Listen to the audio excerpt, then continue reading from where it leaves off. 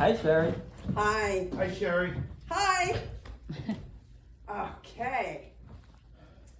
So, where am I? I'm at the magnet. Okay.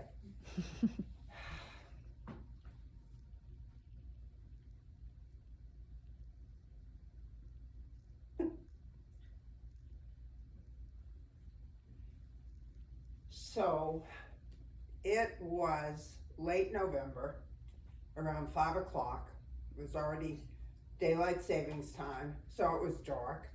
I was just coming back from a horrible meeting, in a lousy mood, going down the stairs at the 6th Avenue, 23rd Street subway.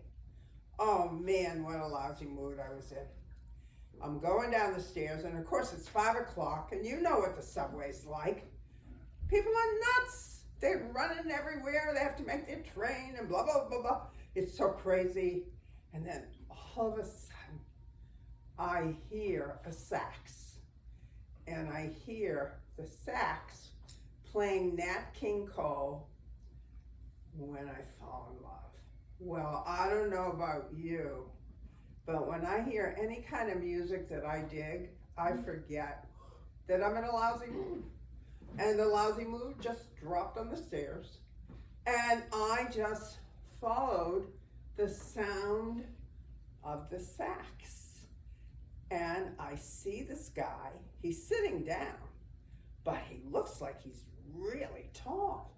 He looks like he's about 6'4", very lanky, big afro, dark skin, and dressed in jeans, and he's playing away, and I just follow the music, and I start singing in front of him. When I fall in love, it will be forever. And he stops, and he looks up. You must be beautiful. I said, you can see. He said, no, I'm blind. I said, no, you see with your heart. Oh my God. What's your name? Can I give you a hug? Sherry, of course you can. And he said his name was Bobby Blow. And we give each other a hug. And as we're hugging each other, it was like slow motion in the station. You know, I told you people were running like crazy. It was like they were stopping and watching what was going on between he and I. And there were big smiles on their face. It was a joy to see. So he sits back down. He said, look, I'm having a party around the corner at House for the Blind. And he said, it's going to be in January near the end, and I want you to come. And I said, I would love to come, Bobby. And just then my train was coming, going uptown. I said, Bobby, I gotta go, but I'll get in touch with you. I know where you live and how to get you. Okay, gorgeous, I love you. I love you too, Bobby, bye. Get on the train, go home. Guess what? I never went to the party in January. You know why? I'm scared. I don't like to go to parties where I don't know anybody. It's scary. I know what you're saying. But meanwhile, she goes into the subway, sings off key, goes and sings in front of all these people she doesn't know, and she's afraid to go to a party. But sometimes we don't pick our fears. That's just what happens.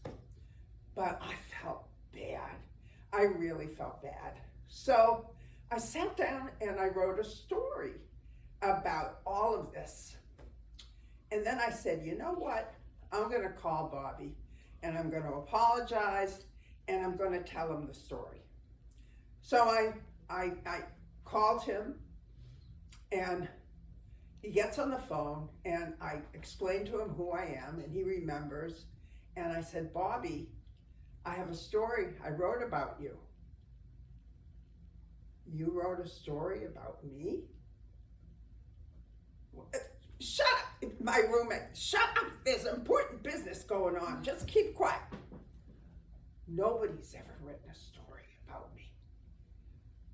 So please read it.